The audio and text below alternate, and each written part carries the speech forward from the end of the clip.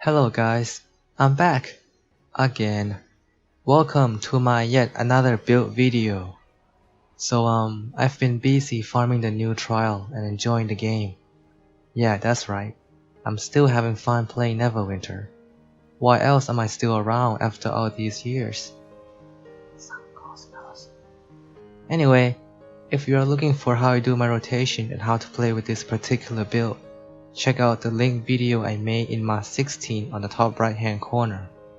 I won't be making a new one unless there's a significant change to the class. Now then, before I begin for real, allow me to show you this cool mount that took a lot of time to get from the trial. It is Halaster's Whirly Whirlwind. Yay!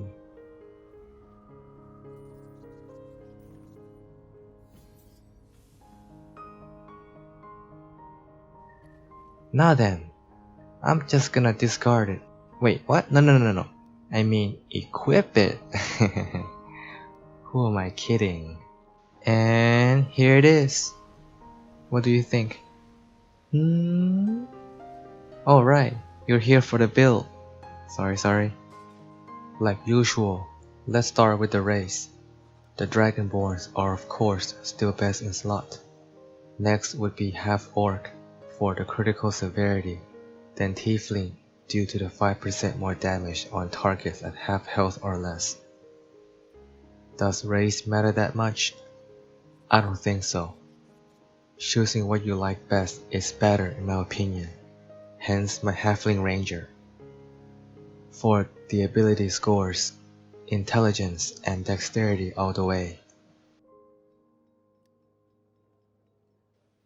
Gears, protege hood for head, ebony stained hide for armor, primal assault or raid depending on your stats for arms, lion heart set for weapons, heels of fury for feet, main hand modification would be storm strike, off-hand modification would be critical severity and power.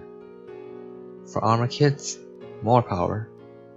For jewelry kits, combat advantage. And for items, I recommend to slot Stone of Health, Alliance Battle Horn, and Chain of Scales. Or 2 Battle Horns if you don't have the scales upgraded.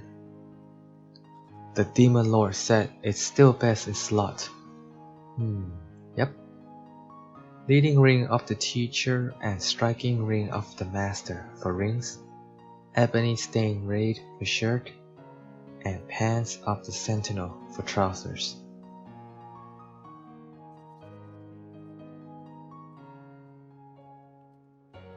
Primary artifact should be Envenom Storyteller's Journal, followed by Decanter and Soulside Crystal. These are the personal DPS artifacts. It is a common practice to stack group buff and debuff artifacts. However, unlike wizards and rogues, melee rangers do not benefit a whole lot from this, because we can't burst as much as they do in that 10 seconds-ish window. For secondary artifacts, Shard of Orcus Wand to complete the Demon Lord set, and 2 Storyteller's Journals, preferably Frozen and Envenom if it's not already in your primary slot. No journals, no problem. Go with the new ones that give 3000 power, which are Halaster Blast Scepter, Trobrian's Ring, and Staff of Flowers. Enchantments, Radiant and 1 Tenebrous for offense. Radiant, Brutal, Demonic for defense. Most people go with full Radiant, but I prefer to have some other defensive stats stacked up. For utility, a mix of tactical and dark. You actually don't need that many tacticals for the incoming healing, trust me, especially when healing became more potent after the damage formula changed. Vorpal or Bilethorn for weapon. I'll go over this later in the video. Bark Shield for armor. Corrupt Black Ice for overload.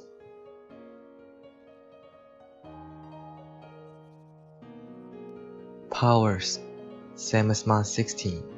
Storm Strike and clear the ground for at will, Boar Charge, Hindering Strike, and Marauder's Rush for encounter, Forest Ghost and Call of the Storm for daily, Seeker's Vengeance and Blade Storm for class feature.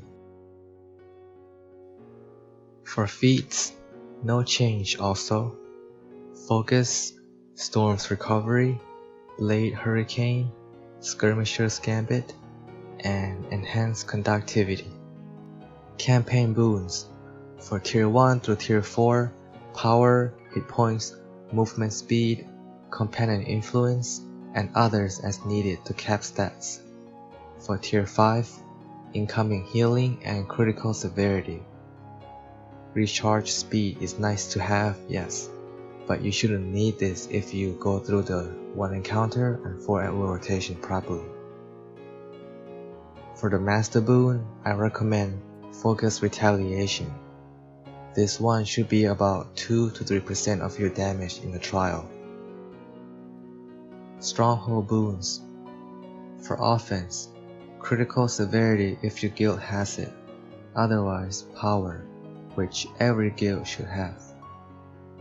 15% Critical Severity is now better than 8k Power, by a little bit.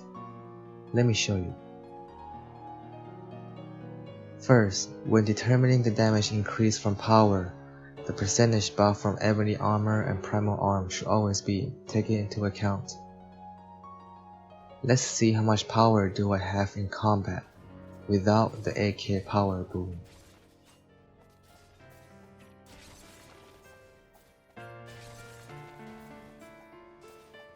Okay, so that's about 219k. Okay. Time for a quick visit to the trusty Jan's website.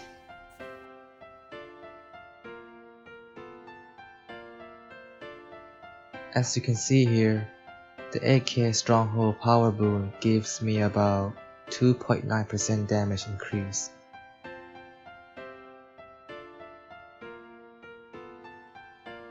Now for the 15% Critical Severity Boon.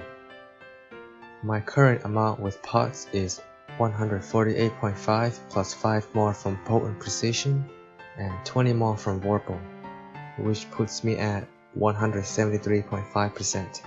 And the result is 4% damage increase, a little bit higher than 8k power.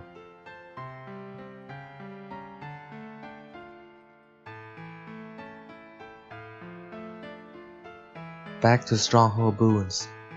Hit points for defense. Revive Sickness for utility. Not only does the Rest Sickness debuff your outgoing damage, it also reduces your hit points. I know it's kinda obvious to say this, but staying alive is really one of the best ways to deal as much damage as possible. Companion. Stay with the augment, because combat companions are unreliable. Both Billet Pop and Quasi are best in slot due to their desirable bonus stats, all of them. However, if power is the only one you're after, then any augment with that will do. Companion equipment.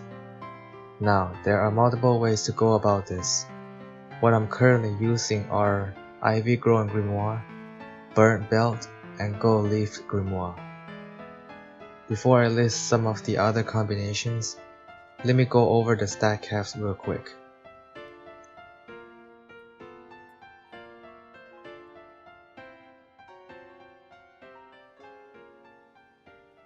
Notice that my accuracy is below 80k.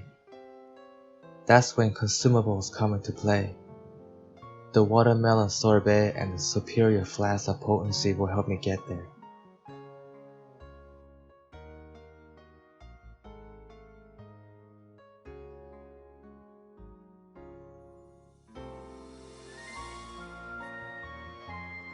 Back to companion equipment. Some of the other combinations are Ivy Grown Grimoire with Imperial Diamond or Pristine Belt with Silver Talisman. Another one is Gold Clasp Sword Knot or Silver Talisman with Noble Emerald Ring and Gold Leaf Grimoire.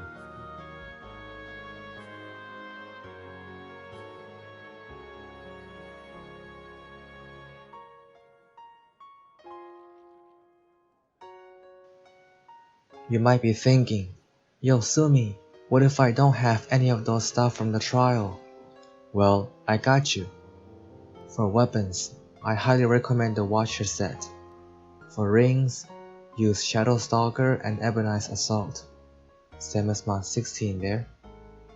And for companion equipment, Ivy Grown Icon, Burnt Belt, and Gold Leaf Grimoire. There are other combinations, of course, but this is the one I would go with.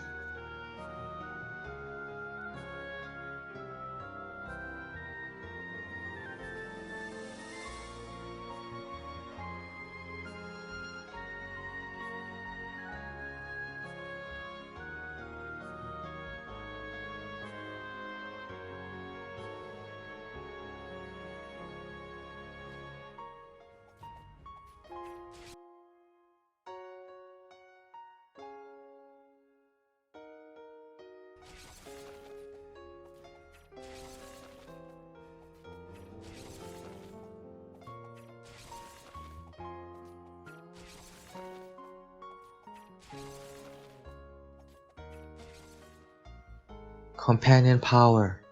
For enhancement, Potent Precision. For offense, Deep Crow, Raptor, and Batiri. For defense, Minstrel or Iron Stone of Allure.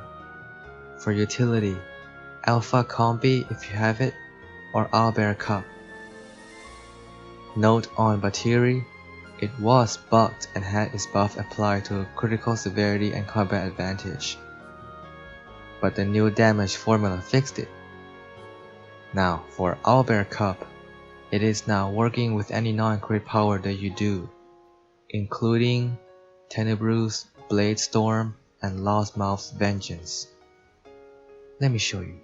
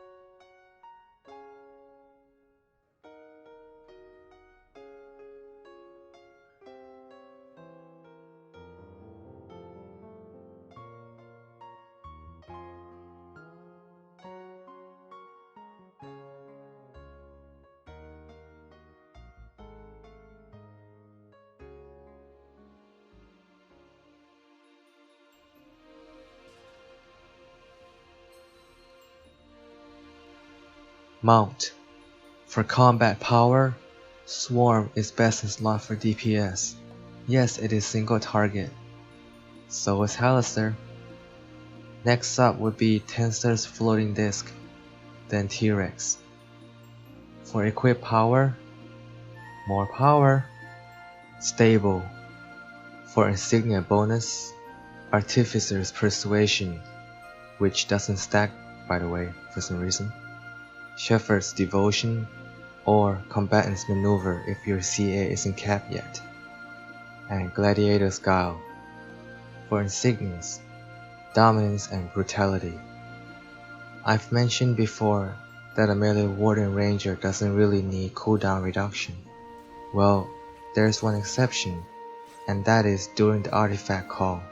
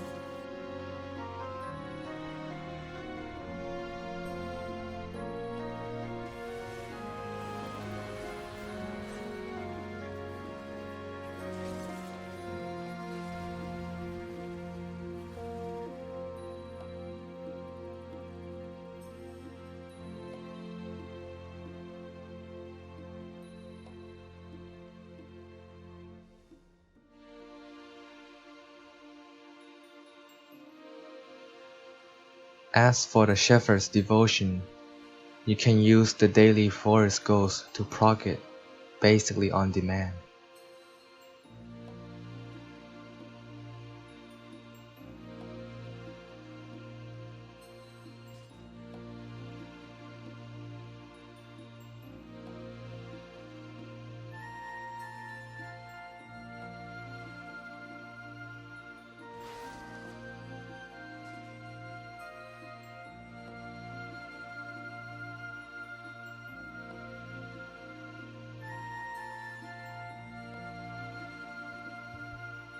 By the way, here's a tip from Grey J for PC players.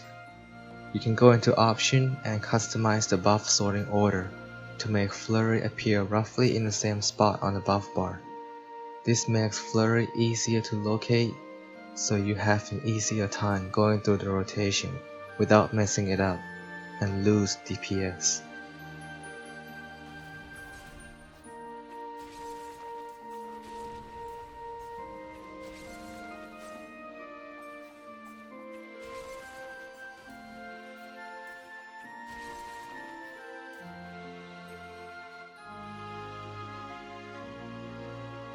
And now, it's time for me to address the burning question which many of you probably have been wondering since the change to the damage formula.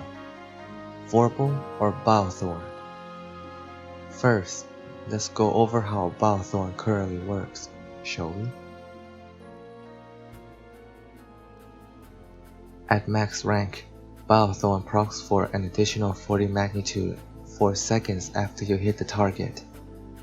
There is no limit to how many can this delay proc go off because each one works individually. It all depends on how fast can you hit the target. There is an inconsistent behavior of the 4 seconds delay proc to critically strike, depending on which power is used. Few of them can make the delay proc crit, and this bug is not exclusive to the Ranger class alone.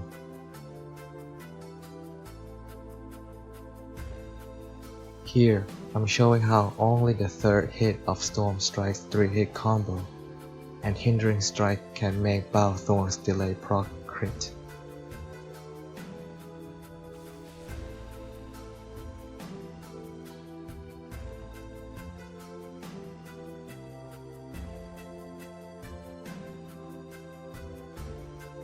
This is an ACT data of myself in the Tower of the Mad Mage using the Vorpal enchantment.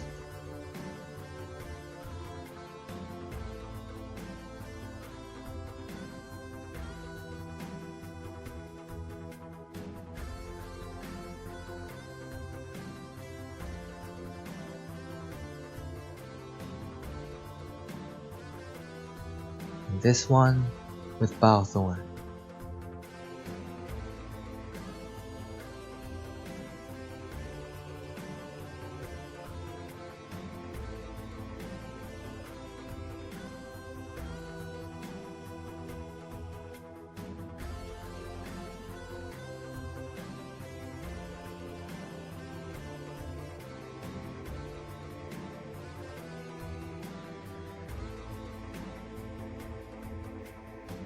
So which one is it?